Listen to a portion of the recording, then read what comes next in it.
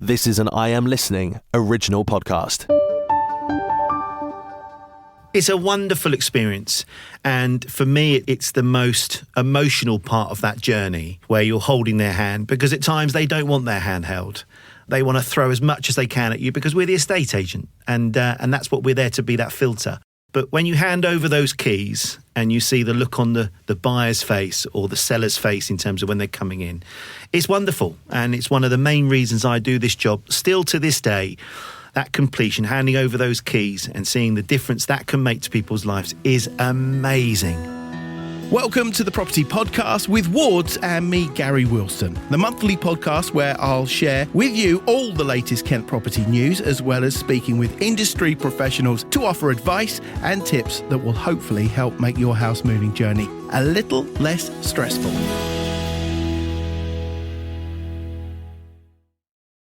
This podcast is brought to you by Wards. As Kent's local independent estate agent, Wards utilise years of experience and expertise to promote your property in the best possible light to the largest possible audience. For more information, receive an online valuation in less than 30 seconds or book an in-person appraisal of your property with us today. Head over to wardsofkent.co.uk to find out more about our unique approach. Hello again, this is Garry Wilson, and this is the final episode of our series of the Property Podcast with Wards. And this one is exciting all the way through, really, but this is really the date that everyone has in their diary, in their minds. Everything is focused on. We are talking about everything to do with completion day and moving into your new home. And once again, we're joined by our special guest, Tom Ross-Bason, Regional Managing Director of Wards Kent. Hello again, Tom. Hi, Garry. Lovely to have you here again. Let's not muck around. Let's get into it because we've got a lot to get through. What does completion mean? What happens on completion day? Walk us through completion day. Well, it's quite apt, isn't it? Because it's the final podcast and we're talking about completion. It really is. So I've said it many times before, this is a highly charged environment, Garry. This is every emotion you can throw in there, it's in there. Excitement, stress, kids, removal vans, money's being transferred, getting into your new place, collecting keys. It just goes on and on. By this point, you would have exchanged in the norm, Garry. So ordinarily, you would have had confirmation of an exchange date, normally a week prior to completion in a general rule. Sometimes you get what's called an exchange completion on the same day, but that's through necessity, not through choice.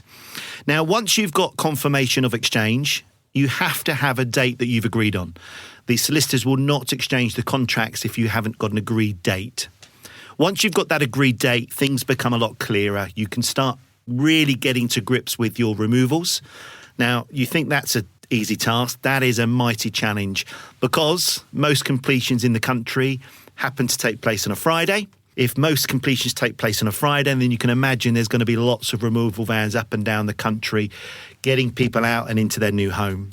Once you are in that little space of completion, you are really in that lapse of the solicitors. You're waiting for that confirmation that monies have been transferred. By law, you can't pick up your new keys until you've had that confirmation. Money has been transferred. But believe me, Garry, there are moments in time where you can collect keys, rock up at your new home, and they are still trying to get out of that place, which can bring its own challenges, I can assure you. It really can. Why, just to go back a little bit, why Fridays? You tell me. Garry, you tell me. Oh, I shouldn't I? I'm the radio podcast presenter. What a rubbish expert. There is absolutely no reason. Yeah, absolutely. I think it's culturally end of the week. It fits in with the weekend, giving you space and time to be able to move in. Yeah. Solicitors are geared up for getting money transferred. Yeah. Please don't get me wrong. There are completions on Monday, Tuesday, Wednesday, Thursday. None on a weekend, just to make that clear. God, I'm a good expert. Yeah. But in terms of Fridays. Yeah, if you're trying to get a solicitor to do something on a weekend, well, good luck, everyone. Is all I will say on that front.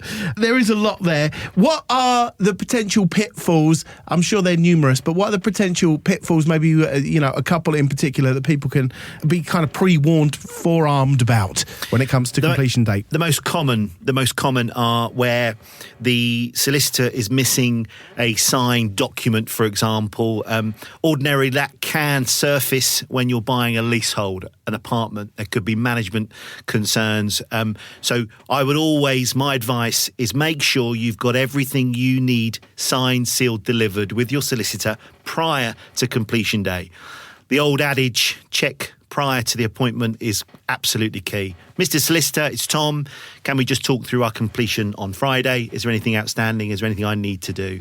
At that point, then you can feel safe that come completion day, you're not waiting for that little signed bit of paper or monies because you haven't done a bank transfer, you've done an electronic. Those little pitfalls really can hold up and delay things, and it can be really stressful.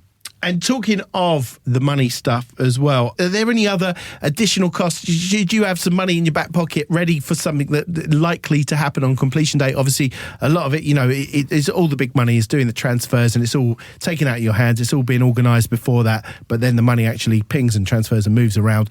But what on completion day, do you need to have a pocket full of tenors for something? What are those things that people might forget about? Yeah, nothing. So, Gary, I would hope that you've already agreed the price with your removal firm. So it's not a case of paying them on the day. That would be almost ordinarily prior to the job taking place. There might be some additional costs where they've misquoted on if it's a 3-bed, but you're moving from a 4-bed, but that's very unusual. You don't need any additional money in your back pocket for completion day. All of that has been taken care of. The solicitors will advise you in regards to what's transferred on the day. Ordinarily, Gary, depending on the finer details, there might be some additional funds left over, depending on your mortgage costs, which would be transferred into your account after that completion date. I would only add to that, have 20 quid in your pocket to get fish and chips, because a lot of fish and chip shops don't take cards, and things are all over the place on moving day, and you don't want to cook when you get there. Do you know, how did I miss that? You're absolutely right. Fish and chips. Yeah, come absolutely on. Right. It's completion day 101. Come on, Tom. Yeah, I'd need more than 20 quid because I do like a battered sausage. Well, I've heard that about you, Tom, but now is not the time or podcast.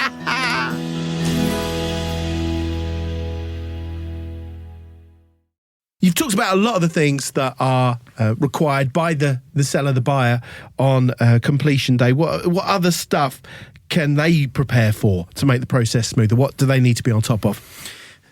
Gary, if you're really organised and you've got everything lined up as you would hope, what you want to be looking ahead of is getting your utilities set up, because you're going to need electric, gas, water from day one. Ordinarily, you're able to function, but you want to be making sure you're paying the right tariff and you're not paying through emergency utilities, which can cost you an arm and a leg. So I would always strongly recommend that you are in touch with the local authorities to look at your council tax, look at all your utilities. And of course, you want to know, how do you get to your meters? You want to know, where do you put your electric and your water on? Because those are things that can really bring the house down when you've got a family full of people. Yep. And how do we turn the lights on? Yeah, I would say read the meters definitely would, but that would be Yes. on my list. Read the meters. Even if no one's asked you to read the meters, just read the meters. Great advice. Get that scribbled down somewhere, or note on your phone. And the technical thing, I would also say, is key, because we found out, much to our cost financially, we moved in, we were like, this place, guys, it had really old heating, still has. The water is piping hot though, you can't, this is lovely. Any time down, the immersion was on from when we moved in for 6 months, because it was a switch hidden behind stuff. That was why our electricity meter was pinging like a world championship game of ping pong, rather than just casually flashing. So, find out what the switches do. People have weird switches. Guys, girls, what Gary told me off air is he had a huge swimming pool that he didn't realise he'd left the heating on. That's so right. don't buy all this immersion stuff. Honestly, unbelievable. It's right. Rishi Sunak sold me his old pool heater, and I'm fine since then. Are there any responsibilities for the homeowner after completion? What do they have to do? Get ticked off, signed off, done. Breathe. Gary, it's a really boring answer. There isn't. Once you have completed, the responsibility of the home transfers to the new buyer. Now, of course, there's a moral compass that you need to leave the property in adequate condition, that those buyers coming in will be aware of. You would have heard of this form, Gary, when you moved, fixtures and fittings. Yeah. And they will have questions on the fixture and fittings that will declare whether you're leaving something as small as a light bulb. And if you contravene what you've agreed to, then of course you could be liable if you haven't left it in the condition that you confirmed that you had. But that would be the only responsibility of yours going forward, is what you've confirmed you would be leaving, in fact has been, and the property is in a position that you're able to move in.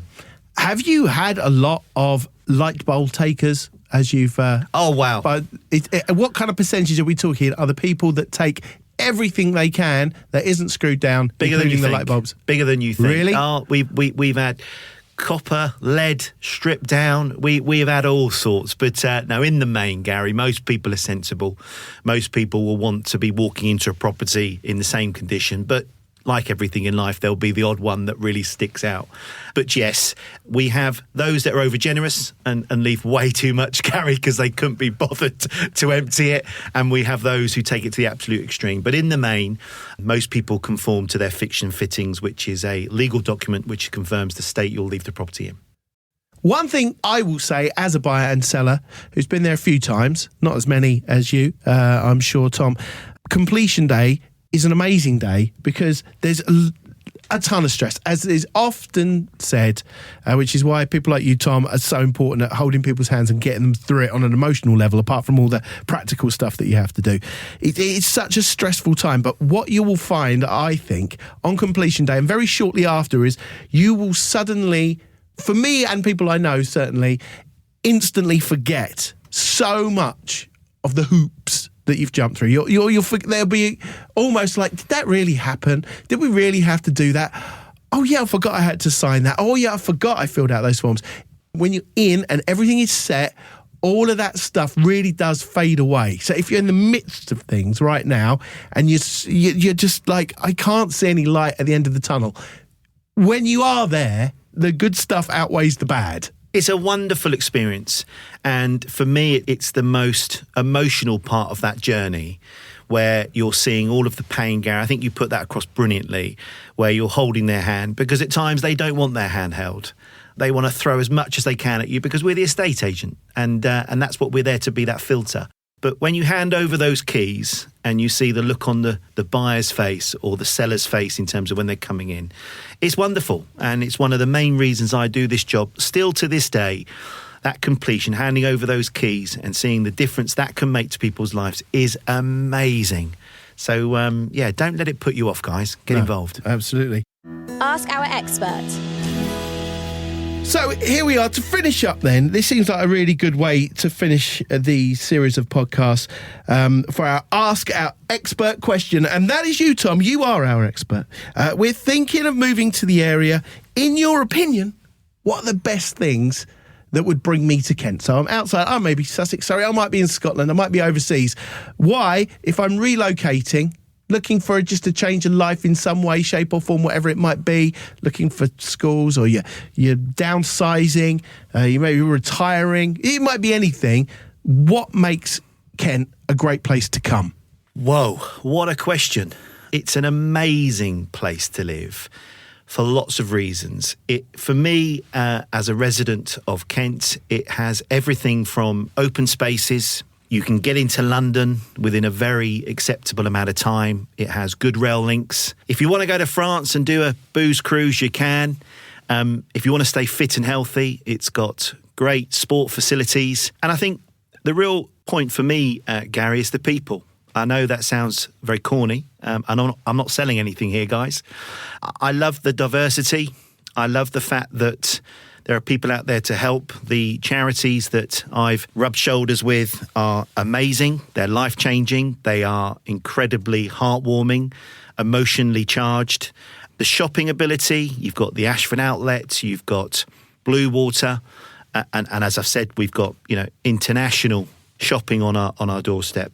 But it really is, for me, a trailblazer in terms of young people having chances and opportunities within the workplace. But yeah, Kent for me is where I wanted, through choice, to bring my three children up.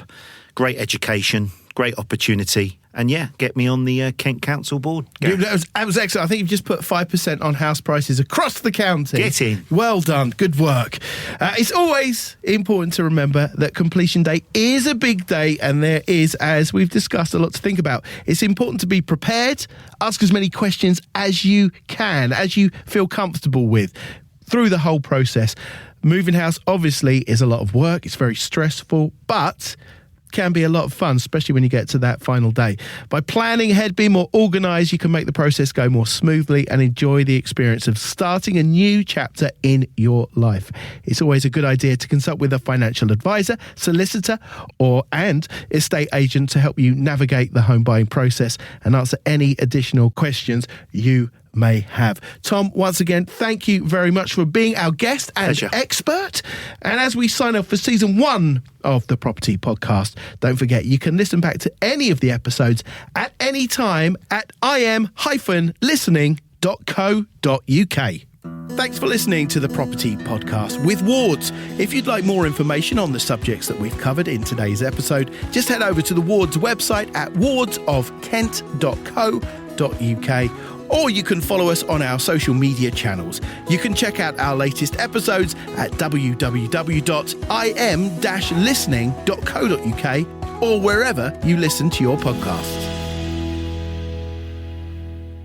This has been an I Am Listening original podcast. For more information, head over to our website, im-listening.co.uk.